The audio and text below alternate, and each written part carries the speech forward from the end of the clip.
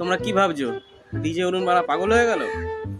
নুনু কাটাতে যাচ্ছে, গিয়ে তারপরে মাসিদের খাতায় নাম লিখিয়েছে। আর আজকে হচ্ছে ফাইনাল ডেট এসছে, তো এর জন্যই এরকম ছটফট করছে, নাচানাচি করছে, আনন্দ করছে। মানে একটা ডিপার্টমেন্ট থেকে অন্য ডিপার্টমেন্টে প্রমোশন হয়েছে।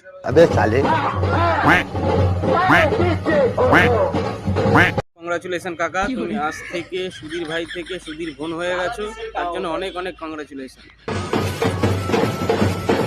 কিন্তু কাকা একটা প্রবলেম হয়ে যাবে, বা তোমার দোকানে যারা পরোটা খেতে যাবে তোমার বউকেও মাসি বলে, আবার তোমাকে দেখলে তোমাকেও মাসি বলবে। কি করবে তাহলে তোমরা? কি এটা কি ফোনা দিচ্ছ না আশীর্বাদ দিচ্ছ বানা?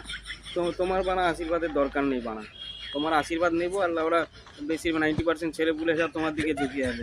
সবাই বানা বিচি কাটিয়ে নুনু কাটিয়ে বানা ওই শাড়ি ফাড়ি পরে এসব করবে, কোনো দরকার নেই, আশীর্বাদ দিতে হবে না। তুমি বানা আগে ভালো করে কাজ করো।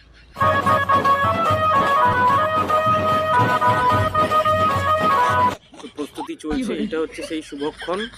আগে ভালো করে স্নান করিয়ে, দুধ দিয়ে স্নান করিয়ে নিয়ে শুদ্ধ করে তারপরে খেচাত করে কেটে দিয়ে শাড়ি পরিয়ে বা নাইটি পরিয়ে রাস্তায় ছেড়ে দেওয়া হবে। তারপর থেকে ওনার আলাদা জীবন শুরু।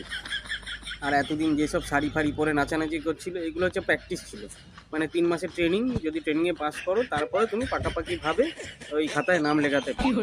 তো আজকে একদম ফাইনাল হয়ে গেছে, তো সেই কারণেই স্নান টান করিয়ে তারপরে শুভ কাজটা করা হবে।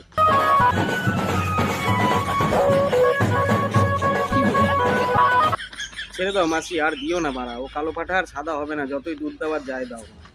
একে দেখে আমার সেই ছোটবেলার কথা মনে পড়ছে, সে মোষকে মারা বিচুলি দিয়ে এরকম ঘষে ঘষে পরিষ্কার করতো। ও তো মোষ তো কালোই বানাবো, থরি না পরিষ্কার হবে, এও হবে না। শাড়ি ফাড়ি পরিয়ে একটু সাদা পাউডার মাখিয়ে ছেড়ে দাও।